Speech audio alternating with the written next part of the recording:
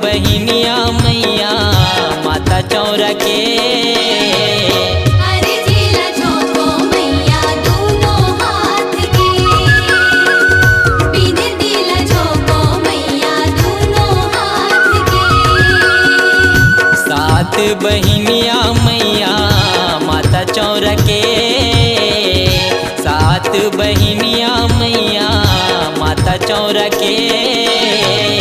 अरे झीला झोंको मैया दोनों हाथ के, बिन दिला झोंको मैया दोनों हाथ के।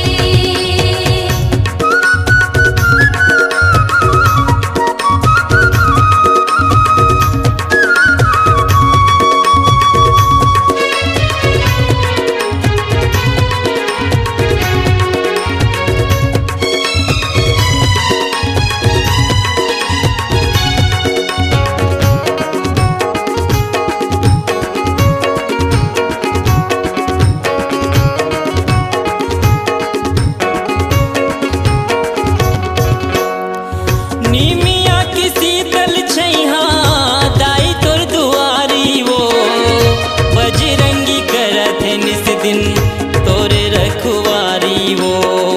बजरंगी करत निस दिन तोरे रखवारी वो।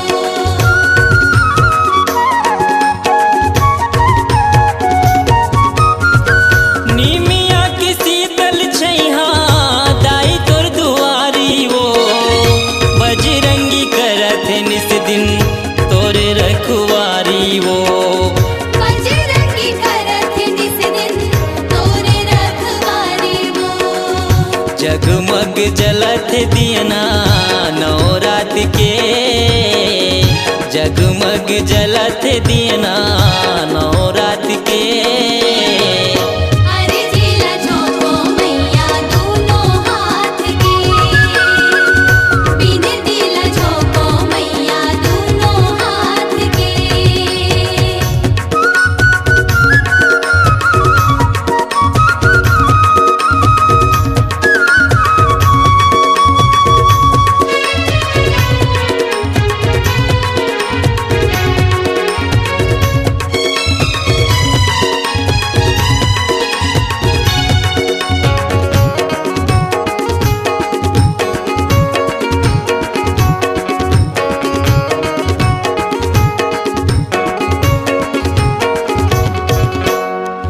लाली लाली तुहर चुनरिया सोलहा सिंगार वो, बड़ा निक लागे मोला दाई तोर तिहार वो। बड़ा नीक लागे मोला दाई तोर तिहार वो।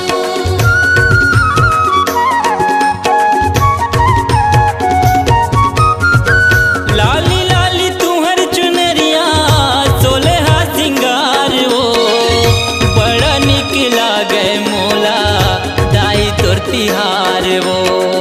बड़ा नीक लागे मोला दाई तोर तिहार वो। नाचत हावै बरुआ छम छम धरे साट है, नाचत हावै बरुआ छम छम धरे साट है। अरे झीला झोंको मैया दोनों हाथ के, बिन दिला झोंको मैया दोनों हाथ के।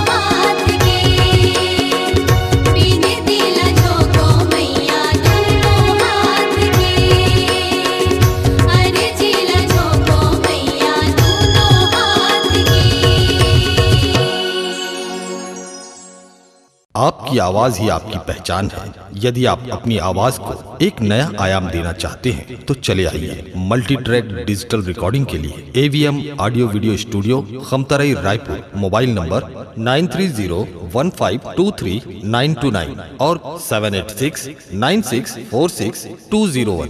यदि आप नए एवं पुराने गीत सुनना चाहते हैं तो avmgana.com में जाकर गाना फ्री डाउनलोड करें और YouTube चैनल में